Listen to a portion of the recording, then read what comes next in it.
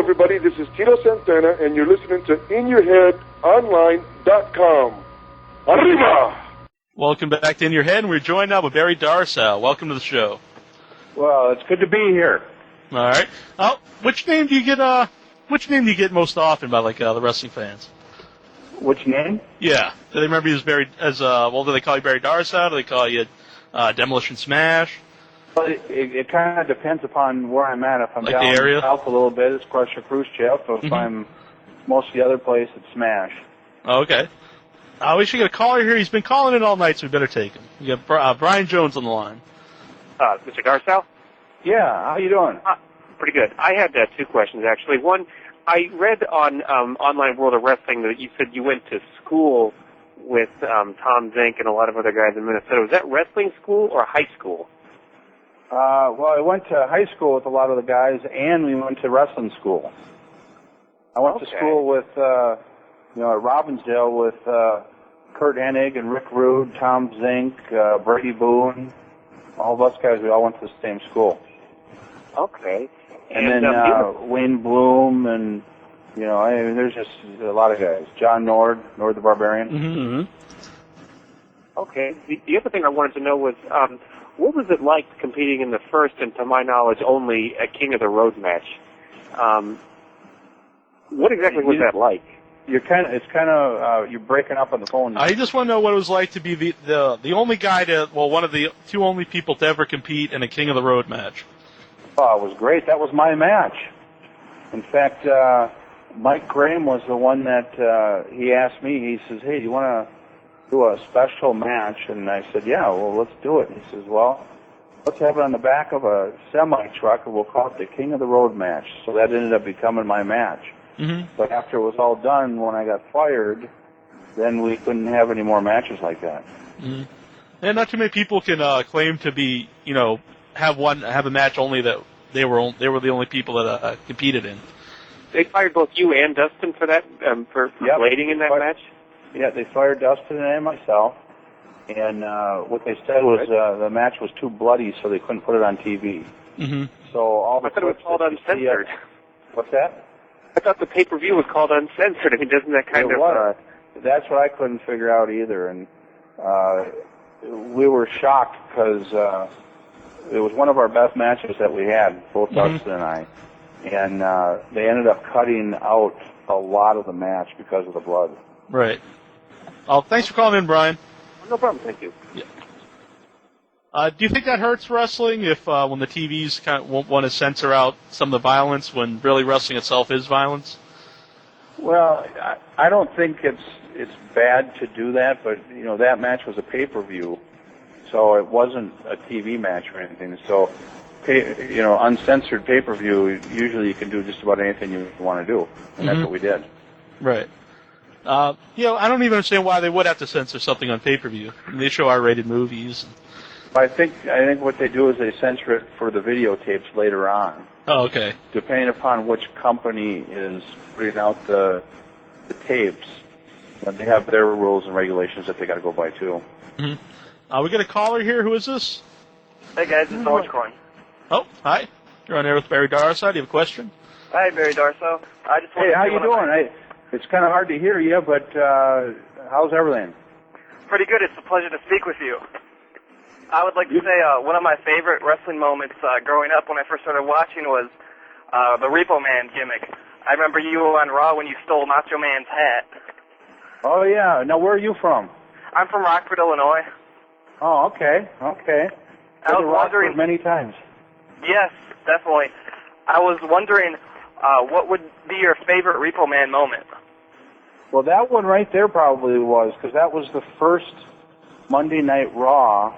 And when I wrestled Randy Savage at that time, that was the highest ratings that they had on Raw. So that was a pretty big deal. Do you have anything else, Orange? Yeah, that was definitely great. What was it like wrestling Bret Hart? It was a pleasure. You knew when you got in the ring with him, you had to work your tail off, but you knew you were going to have a good match with him. Mm-hmm. He was one of the greatest guys to wrestle. Very cool. Thank you very much for your time. Thanks for calling in. Take care. Okay, you too. We actually got another call here, too. We got Ryron on the line. Oh, sir. Pleasure to speak to you. Yeah, you too. How you doing? Very good. How are you this evening? Good. Can't complain. I was curious how the hole-in-one Darsow character came about. What did he say? He wants to know how the hole-in-one Darsow character came about.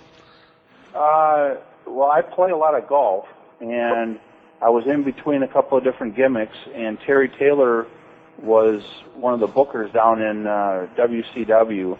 And he asked me, he says, what do you want to do here? And I says, well, I want to play golf. And he goes, well, why don't you golf on TV? And I said, okay, I'll be hole-in-one Darsow, and that was it. Do you think that would have taken off better, like if it had more TV time, if it was on Nitro? Yeah, in that time, they didn't want to push me. I was one of the guys that's been around for a long time, so they were already bringing in the new guys, and they didn't want to go with it all the way, so they held it back. Golgo from the message board wants to know if you're a better golfer than Larry Zbyszko. What was that? Wants to know if you're a better golfer than Larry Zbyszko.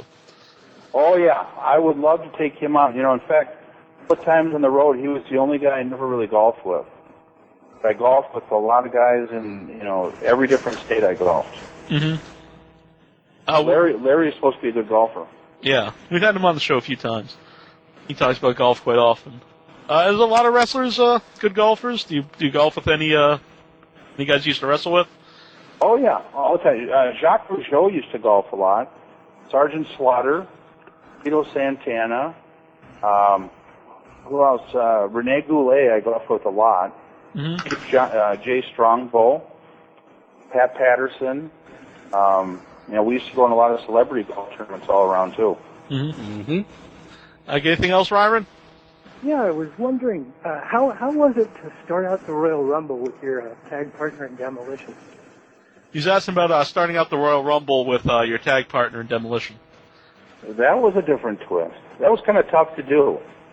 Because being partners and being champions before and all of a sudden going against each other, it was hard, but it was fun. Thanks for calling in, Ryron. You talked about going to school with a lot of guys in Minnesota. What do you think about Minnesota that produces such great wrestlers? Well, I think because all of us were so competitive. Growing up, we all hung around together. We trained together. We went out to the bars at night together, and we were always competing against each other. So that's probably why. Mm-hmm. We'll let everybody know you're going to be at the NWA Legends Fanfest in August, Friday, August 10th through Sunday, August 12th. That's in Charlotte, North Carolina, at the Hilton University Place Hotel. And for more information and getting your tickets and everything, it's NWALegends.com. Do you enjoy doing these shows? Yeah, I've only, for, probably 6-7 years, I haven't done anything with wrestling, and it's fun to get to see all the guys together again and all that stuff, and meet all the fans that used to watch us. Mm-hmm. So, I am starting to enjoy it. This is my third one that I've done, and I don't go do a lot of them, so the one in Charlotte, North Carolina is pretty special. Oh, yeah. What's the craziest thing a fan's ever had you sign? What's that? What's the strangest object a fan's ever had you sign before? Boy, I can't hear you. He want to know what's the weirdest thing that someone's asked you to sign before. I've signed on girls' boobs before and their butts. That's kind of nice. I would imagine. I guess it would depend on the girl. Yeah, that's true, but they're all beautiful anyway. Right. Do you enjoy, like you said, meeting up with some of the wrestlers that you haven't seen for a long time? What was that? Is it fun to meet up with some of the wrestlers that you haven't seen for a long time? Yeah, it is. It's going to be a good time to see them all. Mm-hmm. Was it ever hard to talk to the fans, kind of more open about wrestling? No, not at all. I've been out of it so much now. Once people start talking about it, it's kind of fun. Mm-hmm. Kind of brings back a lot of memories. Mm-hmm. Were you against doing the Krusher Khrushchev gimmick originally? Since it was the Russian gimmick. No, not at all. In fact, when I first started that Mid-South, Nikolai Volkov was my partner, and that was one of my first real big breaks to make it in the business, so I was really excited about it. Is it fun to get the fans against you? Oh, yeah. That was the funnest. Mm-hmm. Usually the bad guys were always the real good guys in real life, and the good guys in the ring were the bad guys outside the ring. Right. Did any of the fans ever try to go after you because it had so much heat? Oh yeah, lots of times. In fact, when I was in Louisiana, I got my tires slit quite a few times. Windshields broke. A lot of times you had to fight your way out of the building, and they'd throw rocks at you and all that stuff. Right. And did you ever get into any real bad fights, or anyone try to come after you with a weapon? Yeah, in Tampa, Florida, one time somebody came at me with a knife and got away from it. And I had in Alexandria, Louisiana, a guy came from behind with a knife, and Nikolai Volkov told me I had to run around the ring to get away from him. Mm-hmm. So there's been a couple incidences like that. Right. You got a question from the board, Incher? Norton Rad here, he actually has a question. He wants to know, were you against adding Crush to Demolition? No, not at all. Brian was a good friend, and he was a good guy, and he really added to the team. You talk about the Russians. I always wondered why all the evil Russians were bald. It seemed like when they were good guys, then they grow their hair back. It was all the chemicals they put in our food when we were young. Then they become Americanized, and then the hair will grow back. Exactly. So Ivan Koloff will be there in Charlotte, too, I hear. Yeah. No, yeah, that'll be good. Mm-hmm. I haven't seen Ivan in probably, I'd say 10 years probably, so I'm really excited to talk to him. Mm-hmm. Did he help you out a lot, early in your career? Yeah, I was already in the business for quite a long time, but being with somebody like Ivan Koloff, just watching him, you learn so much from him. He was just a good guy. We got along great. Yeah, we met him last year. He was at the Capital Legends Fanfest, and he was just a really nice guy to everybody. Yeah, he's a first-class guy. Mm-hmm.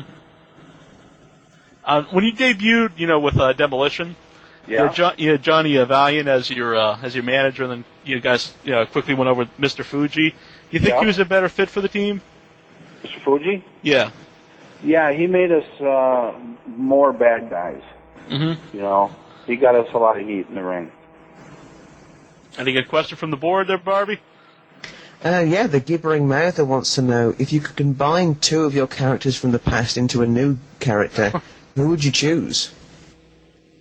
Demolition Smash and Krusher Khrushchev. They were kind of the same gimmick, but a different look. Oh, okay. He suggested an evil Russian golfer. Now that would be good. Yeah. As long as I could hit the ball, that would be okay. Do you still wrestle on indie shows once in a while? No, not at all. Not at all? Yeah, that's like I was saying. I haven't done anything for about 7, 8 years, and I've had 3 personal appearances, and I'm starting to do quite a few more now. Mm-hmm. Just to get out and see the guys and have fun. Yeah, you also got a website, it's BarryDarsowWrestling.com. If anybody, I think you could, if people want to book you and Demolition Axe together, I think they got you got an email up there if anybody wants to do that. What was it like doing some appearances again with Axe? Oh, it was great. In fact, the first one I was in was up in Canada. It was the night of the WrestleMania that weekend. That's the first time I've seen Bill in, 6, 7, 8 years, too. So it was really good to see him. Mm-hmm. What were your thoughts? In fact, we're up in New Jersey at the end of July, and then after Charlotte, we go to Toronto for 3 days, too. Oh, that's cool. So I'm booked with Axe on quite a few of them now. Mm-hmm. Guys, when you guys were Demolition, you guys were, supposed to be the bad guys, and you guys started to get cheered, and you guys turned good. Did you see like how the fans started to change, where they kind of like the tougher guys and not like the goody baby faces? Yeah, and it really started changing about that time. The more and more we beat people up, the more and more people like this. Yeah.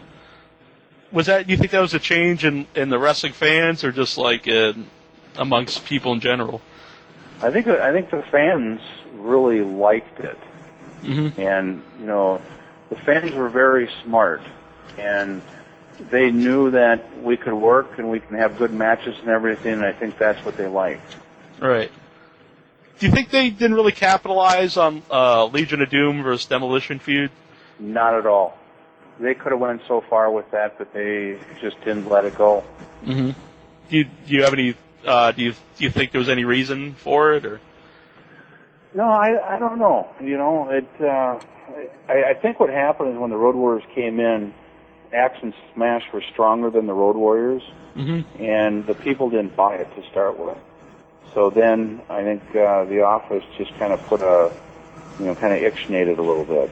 Mm-hmm. They figured that when the Road Warriors came in, then they were gonna be bigger than they were, and we were actually bigger than they were. Yeah, especially among like WWF fans, because a lot of WWF fans didn't watch other wrestlings. Right. If we would have went down into WCW or the NWA, wherever they were at that time, then it would have been different. But coming up into our territory, the fans didn't buy it. Right. How about the Powers of Pain? Do you think that feud went well, or do you think they could have done more with that one too? Yeah, I think that went as far as it could have gone.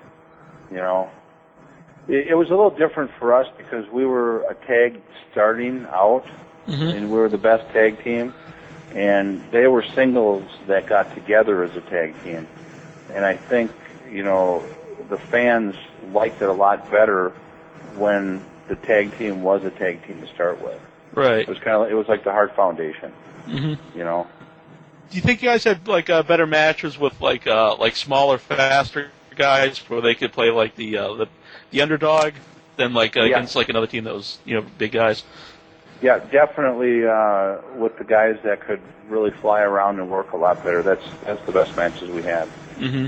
Now, who would say probably the best tag team that you guys worked with? I would say the Hart Foundation was probably one of the best. The British Bulldogs, and then the Strike Force, Rick Martel and Tito Santana were fantastic to work with. Mm-hmm. Yeah, then Rock and Roll Express, I guess, in WCW or Rock and Roll NWA. Express, Shawn Michaels and Marty, yeah. Mm-hmm. I met the Rock and Roll Express when you were the Russians. Ricky Morton and, yeah. I said, but you go on. Rick Rude's mustache, he actually has a question. He wants to know, were you ever the subject of any ribs by Mr. Fuji? No, what was great was I was really good friends with Mr. Fuji. Mm-hmm. So I was around him all the time, so he never ribbed me. Yeah. Thank God. Did WWE ever contact you about inducting him into the Hall of Fame? No, they never did.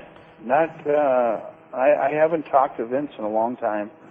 I've talked to a few of the other guys there, but they haven't ever mentioned that. Some of the other guys at the Fan Fest are going to be Nikita's going to be there, Nikita Koloff, Demolition Axe is going to be there, Jim Cornette, Dennis Condrey, Midnight Express's Bob Eaton, Stan Lane, Lex Luger. Yeah, it should be a lot of fun to see these guys. Mm-hmm. Shaping up to be a pretty good show. It's NWALegends.com. Everybody can go there, and if you order your tickets before, I believe, the beginning of August, you can you get a discount if you get all three days, $149 for the VIP All All Access Pass. Yep, we're going to be there. Yep. Beautiful, beautiful.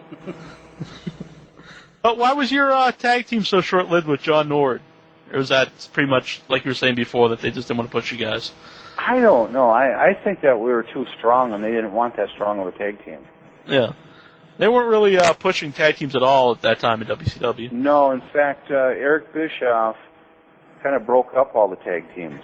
He didn't think that the tag teams drew the money. Mm-hmm. What was he like to work for? Did you know him from Minnesota?